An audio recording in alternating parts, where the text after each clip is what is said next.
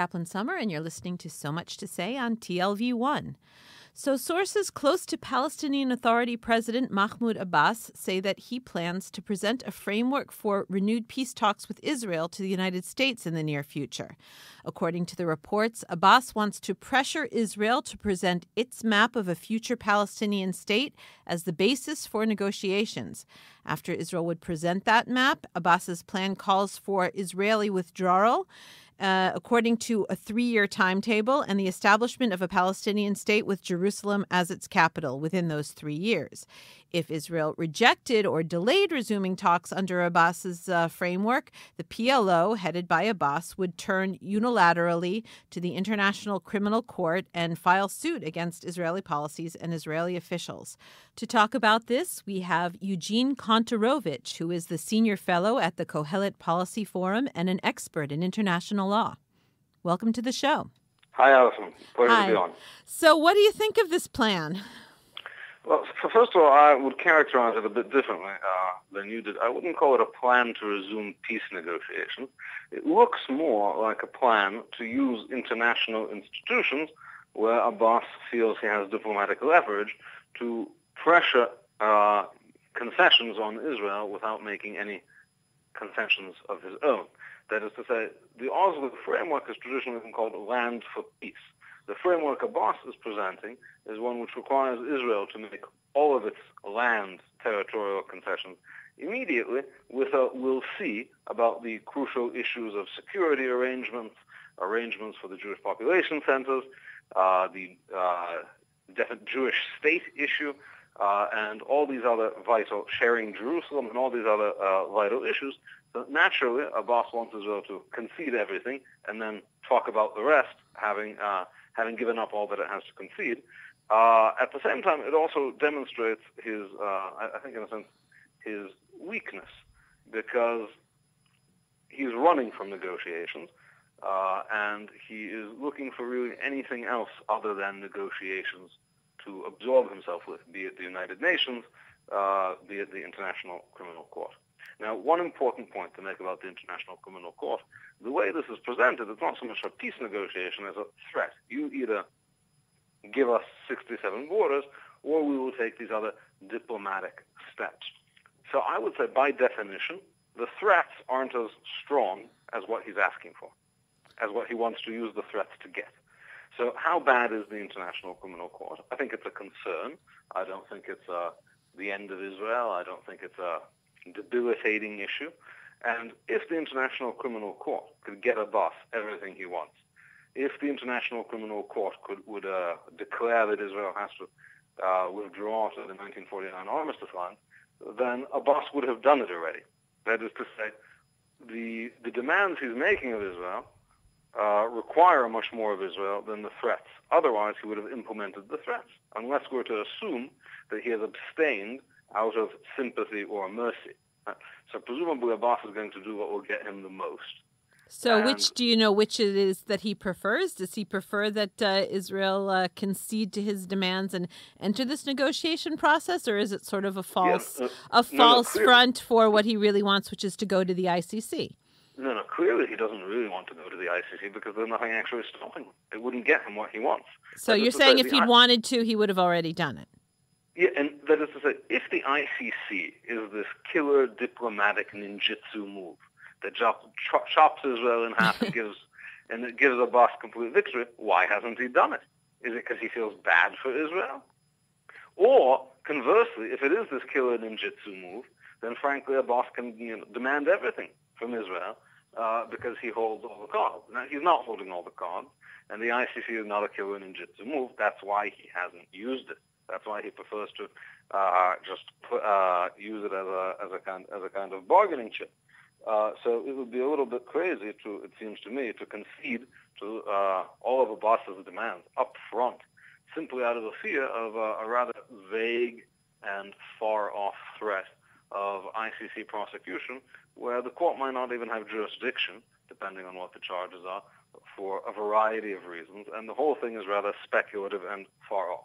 Well, before Israel would have to respond, the U.S. would have to get on board with the idea. Do you think it will? Well, it's very hard to know what the U.S. is thinking. I think there'll be great pressure on Israel to make even further concessions, because there seems to always be great pressure on Israel to make even further concessions. But Abbas doesn't want further concessions. Abbas says he wants to see a map. So the Palestinians have seen lots of maps. They've seen Rabin's map. They've seen they've seen Barak's map. They've seen Olmert's map. They've seen Clinton's map. So a deal hasn't been made for lack of maps. Abbas knows he can't concede anything. But they haven't seen Netanyahu's map. Maybe they want to see Bibi's map. Okay, so maybe they want to see Bibi's map, but again, previous maps haven't done it. So obviously Abbas is wanting something even more generous than, say, Olmert's offer, or rather, he wants to be in a position where he doesn't have to concede anything. He's competing with Hamas. He is very, very old, and he understands that he is not in a position to negotiate. I think recent news stories were very illustrative of this, that Kerry apparently contacted Palestinian and Israeli leaders and found an unwillingness to make concessions on both sides. So, okay, that's everyone knows Bibi is the world's bête noire, and he doesn't want to concede anything, supposedly. But apparently Abbas doesn't either, and he thinks here's a way in which he can advance his diplomatic agenda without conceding a single thing.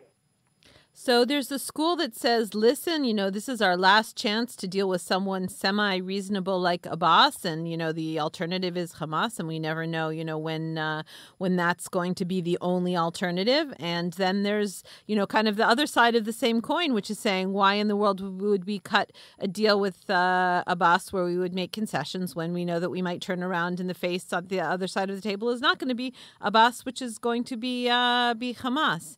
I think that latter perspective seems to be more coherent.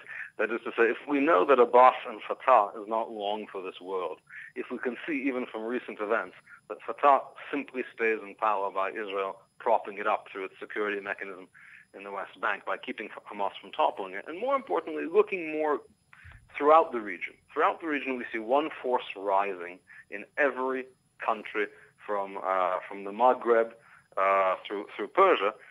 Throughout the Middle East, Islamicism is the new mass movement, the new popular movement in the Middle East. And Fatah, it's a fossil. Fatah is essentially an Arab nationalist Nasserite movement, which has managed to survive into the 21st century after these movements have largely fallen to disfavor simply by Israeli support. But the only Arab nationalist regimes that have managed to stay in power are ones like Assad's, who have managed to do it with vast brutality. And Abbas probably is not tough enough for that. So nor would we want to see that, even closer to our borders. The idea of Fatah I have to jump in and ask you. So where does that leave Egypt and Jordan? So in Egypt there was a counter coup. Okay. So again, that means that maybe Hamas would take power, and then maybe Fatah would have a counter coup. That seems like a very unstable situation. And where does it leave Jordan? I mean, that's the question. With ISIS on its borders, biting on its heels, and its future in considerable doubt. So to sell the farm on such a proposition, and clearly the Hashemites have a much more effective security apparatus than the PA, seems to be a rather big leap. Indeed, Abbas would not advise us to do this. That is to say, Abbas's famous argument for why he didn't jump on Olmert's map is that Olmert was a lame duck. Olmert was facing elections. So Abbas, is a lame duck by something like 6 or 8 years overstaying his limit, and probably nearing the maximum of his longevity. So why should Israel, if Abbas thinks it's a bad idea to make deals with people who aren't going to be around for long, it seems that advice would suggest that we should not make a deal with him, since he's in the something like 10th year of his 4th year term. Okay, so go ahead. Sorry. Yes, and the movement that he represents doesn't find, that is to say, the West Bank, Judea and Samaria, it's not an island, right? Everything is connected throughout the Middle East, and people's ideas and power and support networks are all connected. And the one that is rising is Islam in various varieties, be it ISIS or Hamas or whatever the differences are. Fatah seems to have very little future in it. So the $64,000 question is, yes. What is the clever way for Israel to respond to this, presuming the reports are near accurate? Does it call the bluff and say, fine, bring it on, bring the International Criminal Court on? Does it try to enter these negotiations and play the game? Does it what's the best move for Israel in response to this? The International Criminal Court is a diplomatic concern for Israel. But at the same time, it is a far, far smaller problem than what Abbas demands, which is to be given what no previous Israeli prime minister has offered him, even back when he seemed to be more powerful or more promising. So clearly the ICC would be the better route. That is to say, this is a court that might not even find that it has jurisdiction. It might not take the case. It might find that since Israel investigates war crimes committed by its own soldiers and jails them, it doesn't have jurisdiction because of the complementarity principle.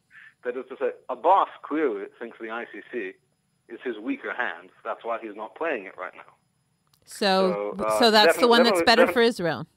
Definitely call the bluff and use whatever kind of diplomatic leverage, diplomatic pressure. Again, Israel's diplomatic relations are frayed. But again, I think what we've seen in the Middle East is you can't count on anyone to protect you. And you certainly can't count on international frontiers to protect you. So while Israel could say, 49 borders, those are the official borders, the international community will recognize them, so now we're safe. But the international community recognized Iraq's borders, and they're being torn apart. The international community guaranteed in the Belgrade Memorandum Ukraine's territorial integrity, and now Ukraine is being torn apart without anyone lifting its finger. So the notion that trying to win the stamp of approval of the international community will somehow provide security for Israel is an idea which I think is about as weak as the UN peacekeepers that have been taken prisoner by the people who they were supposed to be disengaging Israel from. Well, it looks rough out there. Thank you for helping us sort it out. International law expert Eugene Kontorovich, thanks for coming on the show. Thank you. Take care.